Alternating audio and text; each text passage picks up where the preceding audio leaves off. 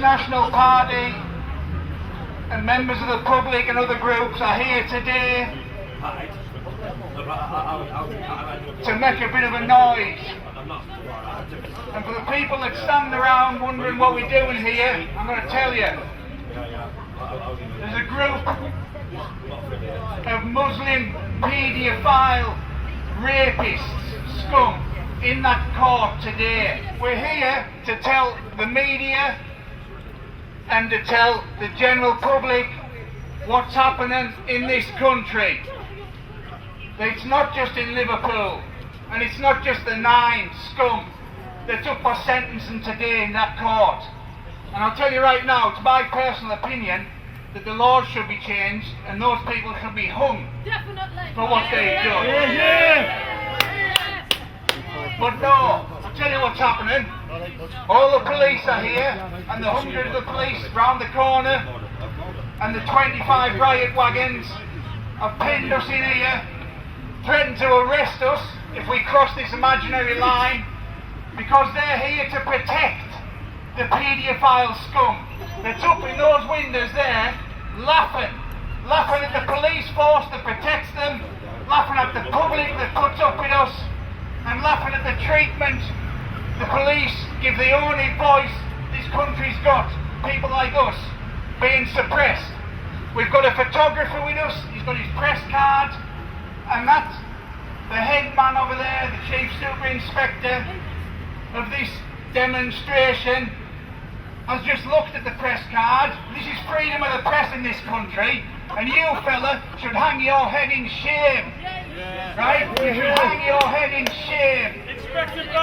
Inspector Barrett, you should hang your head in shame. Ignored! Because we've got all the world's media there, right?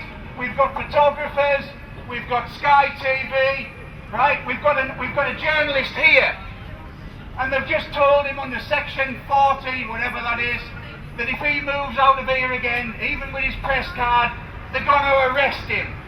So it's not only us that's been suppressed, it's not only the young white girls that's been systematically drugged and raped for decades that's been let down. Even the press are being subjugated to the Nazis, the Liverpool police in this city, standing there protecting scum and paedophiles that's in that court. And it isn't just this court, it's all over the north of England. It's not just these girls that's had the courage to come forward, who's been abused by a systematic network, an organised network of Muslim paedophile grooming. It's absolute national disgrace, and it's been ignored by the authorities, and it's been ignored by the police for decades. And the cameras are only here because we were here last time, and we've been outside every court, and we'll be outside every court in the future until the police, like our friend over there, the suppressor, until he does his job properly and protects innocent children from being drugged and addicted to heroin and made into alcoholics and systematically raped for money and for the fun of evil scum that they're protecting in that court. And it's time for everybody to wake up. It's time for the media to take a bit of a stance in this, because I don't know how you can all stand there, members of the media, and let somebody with a press card be threatened with arrest. If it happened in the Gaza Strip, there'd be international protests. But it can happen in Liverpool. The police can suppress freedom of the press in Liverpool. They can suppress us, they can arrest us for walking out of our little designated area because we're a bit annoyed at the systematic abuse and rape and drugging of thousands of young white girls in this country. We're a little bit pissed off with that, right? But we've got to stand here in our designated area, because we don't break the law, and watch while the disgrace that is Liverpool police allow it to happen, And these criminals are from Rochdale. Is it not happening in Liverpool, Inspector? What investigations have you done in Liverpool about the reports of the paedophile grooming that's going on in this city centre? What are you doing about that? Is there any cases pending? I'll tell the public, no there isn't. Because there's 200 of them surrounding us here and trying to stifle the message and trying to quieten us for telling the truth. The assembly will take place in a designated area indicated by officers here, which is along here, along the stairs, along the building line, and across where the police officers are. Coming out, and they want us kept no more than 50 persons Muslim present paedophiles are coming out over there, and you're keeping us here, organisers, speakers, or other association persons. Hello, this is the BNPtv team in Liverpool outside the Crown Court. The 9 convicted Muslim paedophile rapists have just been given their sentences, which amount to a collection of 77 years, which is great, but it sounds a lot more than it really is, to be honest. 1 or 2 of them got substantial sentences, such as the ringleader, who's a 59-year-old who, for legal reasons, they can't mention his name. I find that very strange. He's already been convicted and they still can't mention his name. Why? Why can't you mention the name of somebody who was convicted yesterday? The jury has found him guilty and his name is still being protected. Now, there's a very, very strong rumour that this particular individual is a Labour councillor in Rochdale. And we don't know that for a fact, but that is a very strong rumour, and I'm sure we'll find out before the day is through whether that's true. Now, that particular individual got 19 years. Now, that's a substantial sentence these days. Another one, Kabir Hassan. Now, for anyone who thinks, ooh, what kind of people are these? If you're questioning us calling them Muslims, just listen to the names. Kabir Hassan is what they call, in this paper, the takeaway man. He's 25 and he's married and he's got 2 young children, incidentally, but he doesn't care how he treats other people's children. He's got 9 years. Next one, known as the Master, Abdul Aziz, 41. He's a father of 3. He's got 9 years. A religious teacher. This is the religion of peace we're talking about. Islam and all that.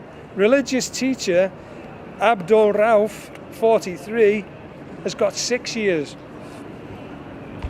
The cash and carry man, as the Daily Mail calls him, pardon me, is Mohammed Saeed, 35. He only came to Britain in 2003. So, you know, oh, he came from Pakistan, surprise, surprise. He got 12 years. This next abuser is named in the paper as Billy. He's Adil Khan, 42, known as Billy. He's got 2 years. The Tiger family man, whatever that means. He's a father of 2, Abdul Qayyum, 44.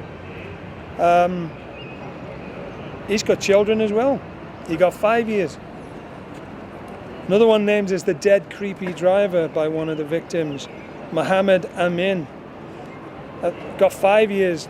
Now, in my view, a taxi driver is like the courier between the young girls on the street and the scumbags in the kebab house who were raping him. He should have got a lot more than 5 years, in my view. And then there's an asylum seeker who gets all sorts of benefits from the British taxpayer.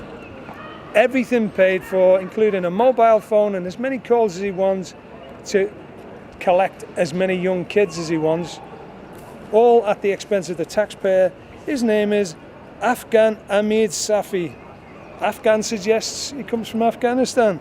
He got 4 years. Now, these people are just the tip of the iceberg. This problem is endemic in Britain, and it's not all Asians.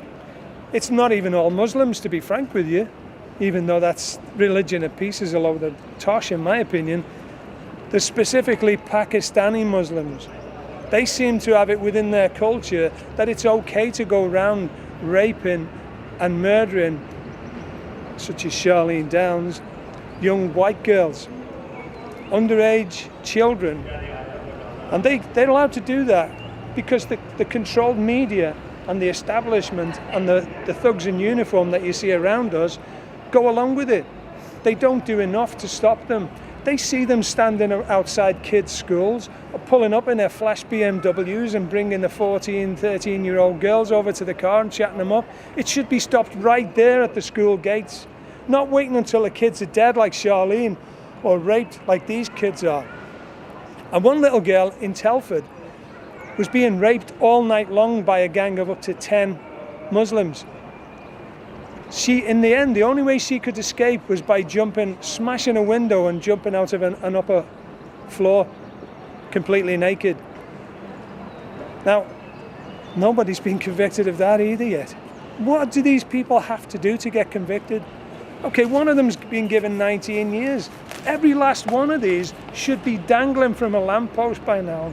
They should have been committed to capital punishment. Now, another reason we're here today is that twice before, going back almost 10 years ago, Nick Griffin was brought to trial for telling the truth about this sort of thing, what's happening today. And he was told, you're not allowed to tell the truth. And he said, well, everyone knows it goes on. It's been going on for years. Why can't you talk about it? They threatened to jail him for 12 years on 2 occasions for telling what everyone knew at the time was the truth, and now has been proven to be the truth. And you may recall an old photograph of Nick Griffin with a plaster over his mouth, saying, you know, freedom of speech is dead. He did that because the judge said to him in the court, when he said, well, I was only telling the truth. The judge said to him, telling the truth is no excuse. The fact that you talk about things openly in Britain today, if you're a whistleblower and you're telling the truth, you're a terrorist. You're some kind of heathen, racist terrorist. Any other name they can use to demonize you, they'll use it. Now, even Jack Straw finally came out and said what Nick had been saying for years and years.